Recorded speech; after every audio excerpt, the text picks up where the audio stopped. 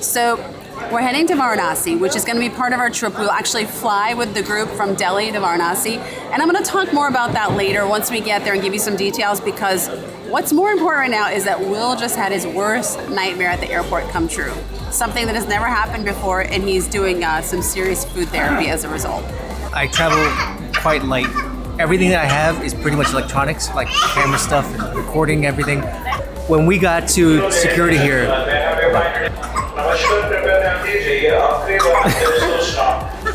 so when we got to security, they said, what do you have in your bag? It was like just electronics. So they scanned it through the whole X-ray thing, and they took it out and they said, no, everything must come out. It was like laptops, they're already out. It's like, no, anything that is electronic, that is metal, has to come out. And so we had 18 trays of luggage going through the scanner, because that's what it took to get everything going through. If they said at this point that we have to leave the airport because of a bomb scare, I'm not leaving. I'm gonna risk it because I'm not going to security again. In case you're wondering what's happening here, when we left Friendshp, pausing our life on the water, we had a mission to explore land. We had our sights on one of our favorite places, India. Do you have the passports? What passport? Exactly. So we set forth from LA with a comfortable overnight connection in Canada. Feeling all right? Welcome to Canada. Welcome to Canada. We got really lucky though, as we had one huge obstacle to overcome on our way. Here's the deal. Will's India visa got approved, and for some reason, Largo and I didn't. So we're here checking in for our flight, and they're like, you can't go. And they're like, just go someplace and call us when it comes through. And we're like, oh, great. We're going to drag all our luggage. We're going to stay in a hotel. We're in Vancouver. And Will's on asking if she could at least rebook us for tomorrow, and the visa came in like that. Like we get to go to India. We get to go to India. When we landed, we did a quick food tour in Delhi, but what we were really excited for was a visit to Varanasi, the place that had our wonders peaked since we planned this journey. This led us back to our favorite place, the airport. Okay guys, I am beside myself. This is very entertaining. It's kind of like a Southwest flight if you've ever been on one of those. It's Indigo, which is really cool and great marketing. And then their airline code is 6E, but when they're talking about on the loudspeaker, it's Hello Sexy. Hello Sexy. I'm totally in love with this. The guy just said out loud in English, and I was like, my God. When I heard it the first time, it was so confusing to me, but now I know why, and I love it. The marketing is genius. Yeah, it's genius.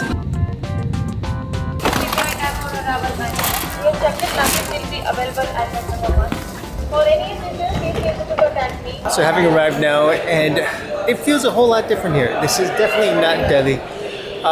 We were told that this place is special, and I think we're going to find out that it's just a little more relaxed. And we actually picked up someone who's going to share the taxi with us. She just said, "Are you taking a taxi? I'll share it with you." I'm really excited about this place. You're going to sit in the front? You got to go on the other side, honey. Unless you're going to drive. You want to drive? You gotta love the other side of the road. Natural mistake. Varanasi instantly captivated us with its vibrant chaos and spiritual energy. The narrow, winding streets are live with the sounds of temple bells and the colorful bustle of everyday life. This ancient city pulses with a rhythm that feels timeless, connecting the present to centuries of history and tradition. As dawn approaches, the anticipation builds, guiding us to where the magical sunrise celebration awaits, which illuminates the city.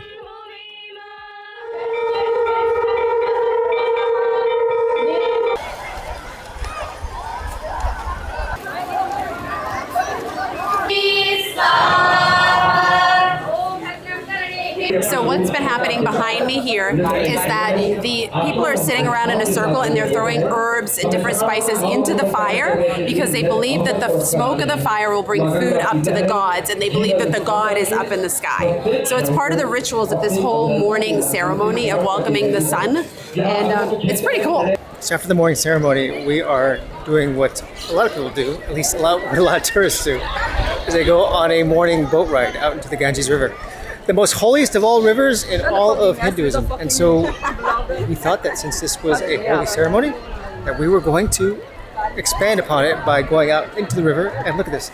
I'm on my first boat since we left Friendshp. I want a life jacket. It's 20 meters deep out there. Okay. It has a motor? Okay. Uh-oh. Sounds like ours. That's a sound I don't like to hear. The sunrise celebration along the Ganges River is unlike any other. Everyone gathers, offering prayers and creating a serene and spiritual atmosphere that feels almost otherworldly.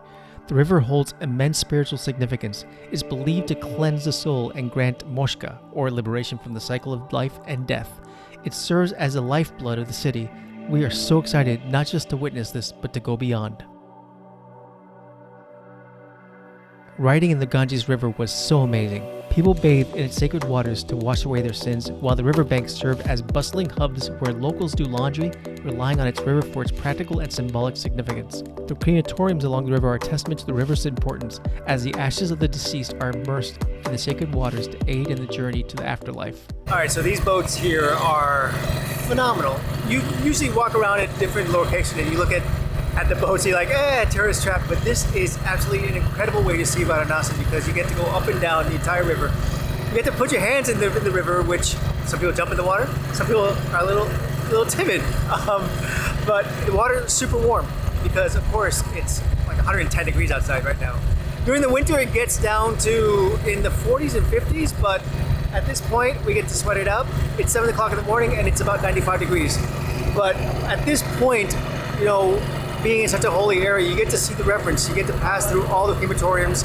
You really do understand that, you know, people have a trek, people have a journey that they have to go to. And for people from the Hindu culture here in India, Varanasi, this place is it.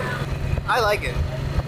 It's very, except for that loud generator. This boat that we're on right now is basically natural gas powered. So there's a whole effort here by the local government to say no more diesel power. So everything is CNG, compressed natural gas, and everything is supposed to be a lot more ecological, to the point that now the water here is a lot cleaner. At one point, the water here in Varanasi at the Ganges River was considered one of the fifth most polluted area in all the world. Until they started making things a little bit better, and now it's not that bad. They now have wildlife coming in here. There's fish. They see turtles in the water, and there's tons of people swimming. So, boat ride's over. Boat ride's over. I miss being on a boat. Oh, I almost fell off too. Very few times ride a boat without electric. And without seasickness meds. There you go. I'm cured.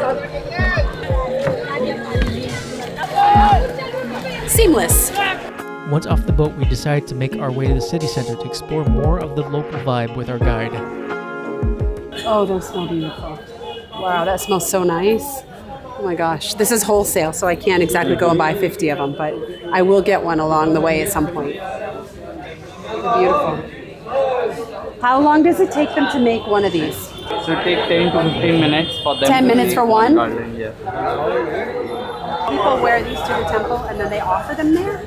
Or they... Yeah, they would bring all these flowers with them inside the temple, offer it to the god, and then the priest would return it to them, and then they would wear it around.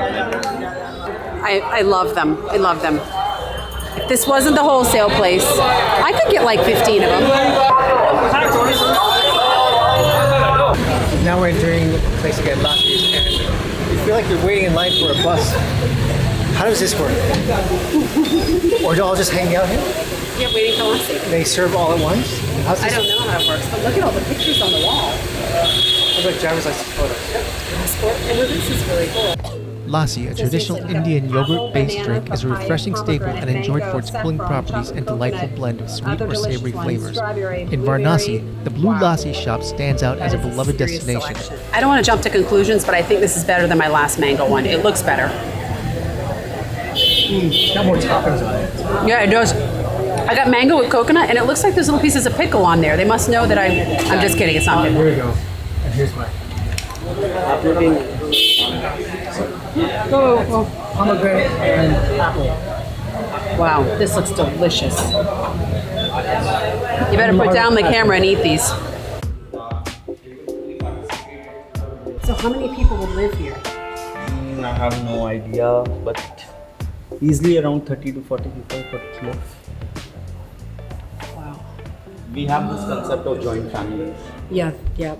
You must, I mean, in our culture we have jerks. You must have it in yours too. Yes, we like, have what if jerks your in our sister family. married a real jerk and then they moved into the house and he was narcissistic or mean to you or mean to your mother, like you just everyone have just to put up with accept him it? the way he is. Otherwise, you go somewhere else. And you just think about killing him at night while he's sleeping? Is that what, like, or poisoning his food?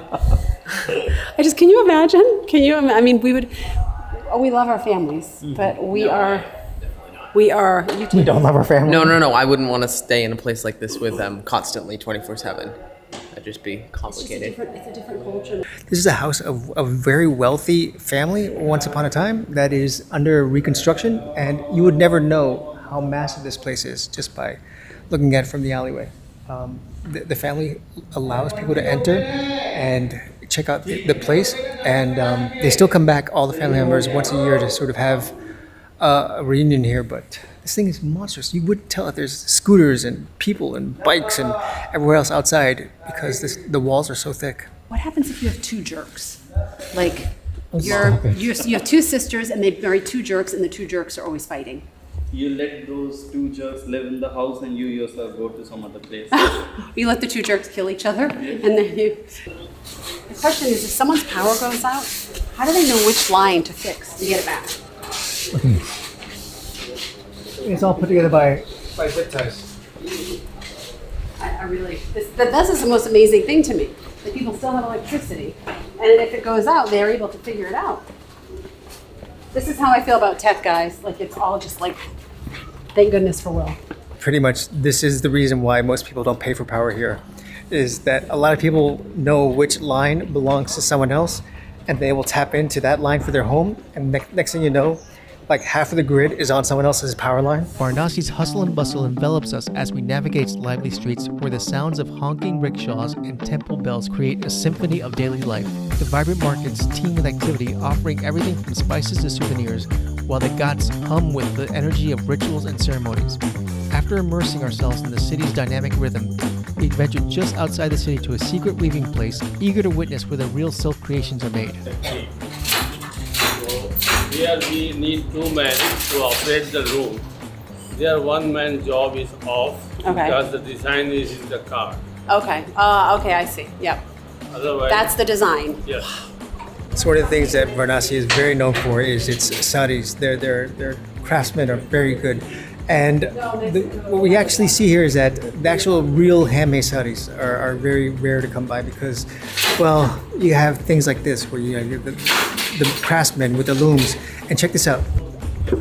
What makes this interesting is that this is the real silk from the silkworm, and they have it dyed in different colors. And they say that for a real sari that's made from here, it'll take about a month in this process here. So in general, it costs them about $5,000 around there to actually have like a real handmade sari here. So if you ever see one at the store that says it's handmade, it's really not. Are we gonna get one before we leave? Yes. Yeah. Yes. Yes. Yes. Well. I want one. Unfortunately, we can't afford one. But I will show you something nice but smaller. Show me something smaller. Yeah, because Like, big one is like very the size of my thumb. Yes. That's probably my budget. Yes. That's smaller? Oh.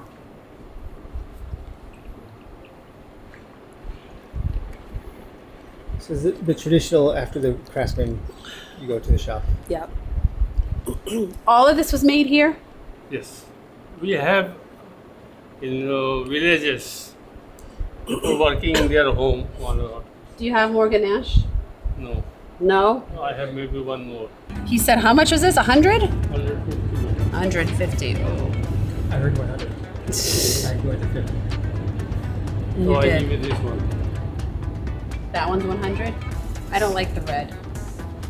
So this That can be doesn't look changed. like ganache. I don't like that one. It doesn't look like ganache. This one, okay. Okay, I don't need to buy anything.